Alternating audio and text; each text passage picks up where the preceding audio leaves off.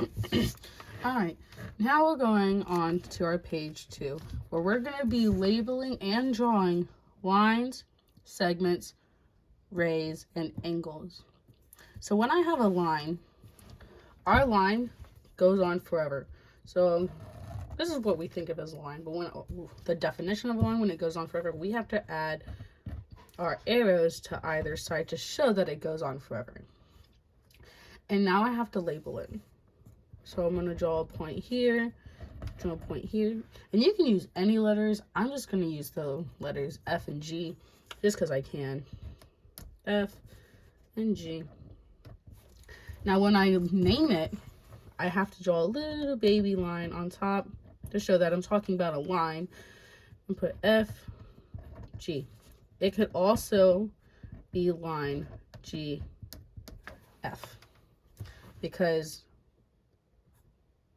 at both points it goes on forever. So it's interchangeable, so you can go from one or the other. All right, now if I move on to my line segment stops. It has stopping points.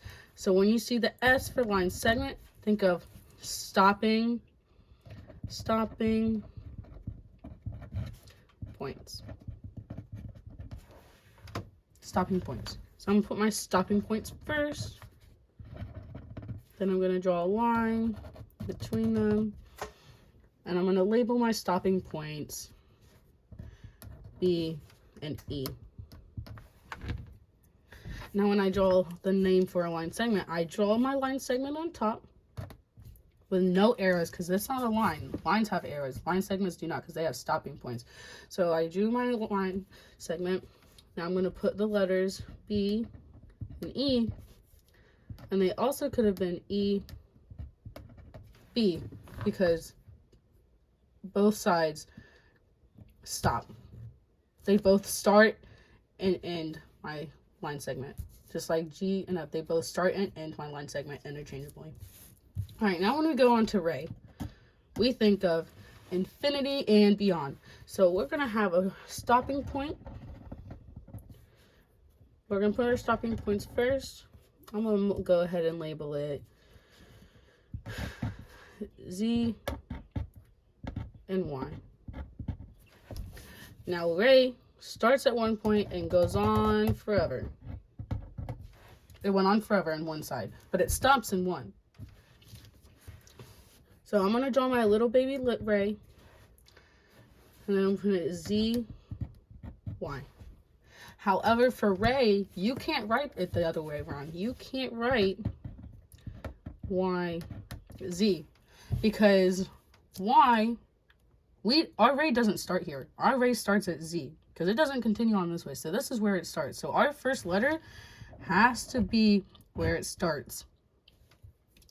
And then our last letter is where it ends. And it continuously ends on past Y forever and ever. So that's why Y is our second.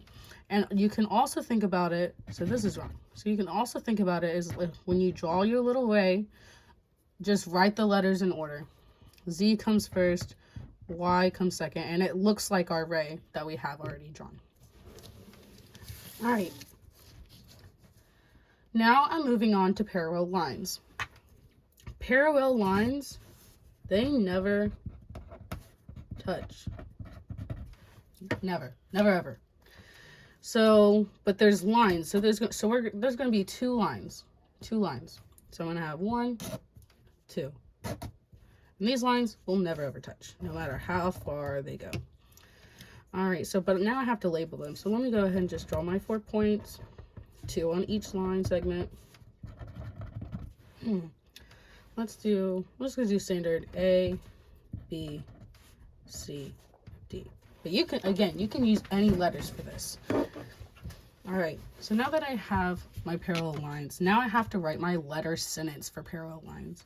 So I'm going to write my first line segment, which is A, B.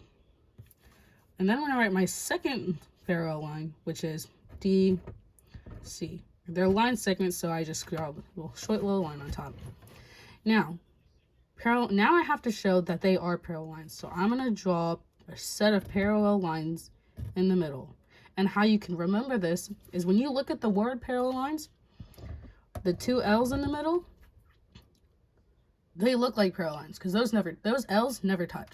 So I'm just going to take this symbol and move it all the way down here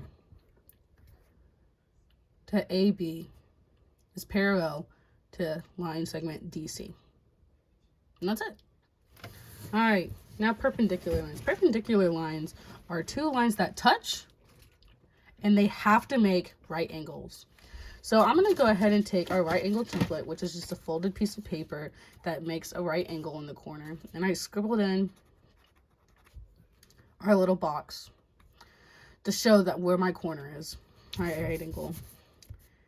And I'm going to draw a line first using just one side. Draw a line. All right.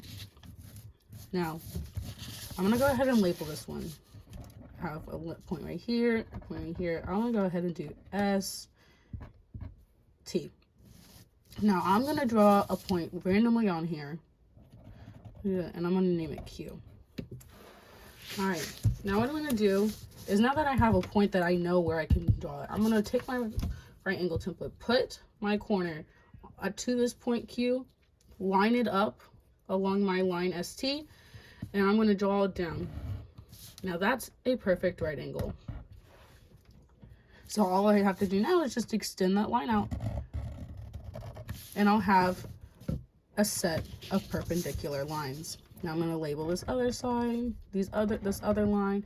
I'm going to do it P, V. All right, so now I have to write my perpendicular line sentence. So I have line segment PV to line segment ST.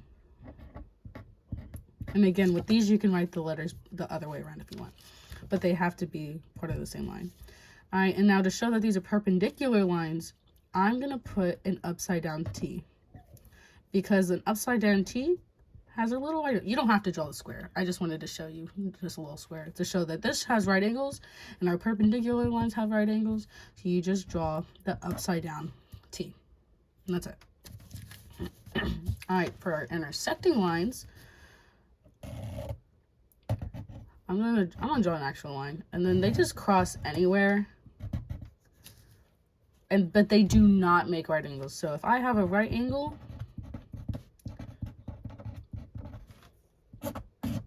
it's not it. That's not an intersecting line. They all have obtuse angles, acute angles, big, small, just never a right angle. All right, and you don't have to label this. I just wanted to show you what they were.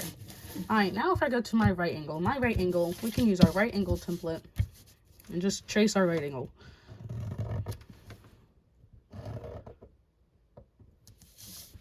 We draw a square in a corner to show that it's a right angle because squares have 4 right angles, and so we're going to show that this is right angle. Now I have to label my angle.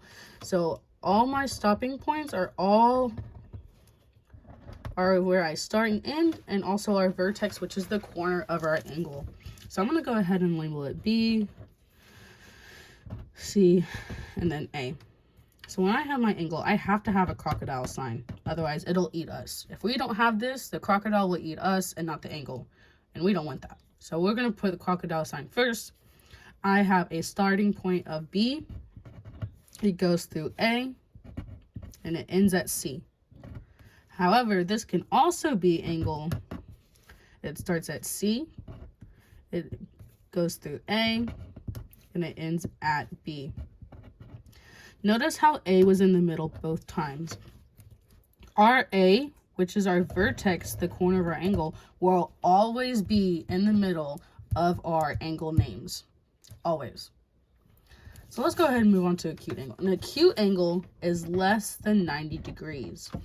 So I'm just going to draw an acute angle. You can use this just to draw the bottom one, and then just an acute angle, which is smaller than our 90-degree angle. All right. Now I have to label this one. So again, we put our points. I'm going to put B, F, and G. All right. So put our crocodile symbol. We start at a B, go to F, and go to G.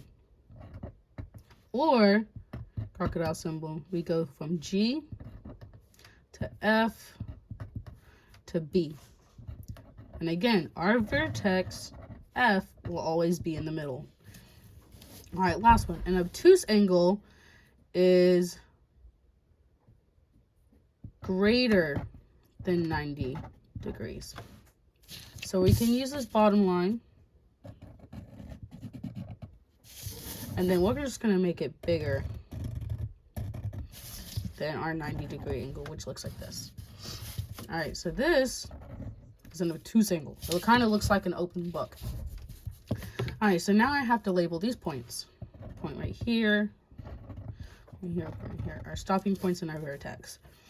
Okay, so now I'm going to label it, I don't know, W, X, V. All right. All right, so we put our crocodile symbol. It starts at W, goes through X, ends at V. Or, yeah, it starts at V, goes through X, ends at W. And our X, our vertex X, the corner of our angle will always be in the middle. And there you go.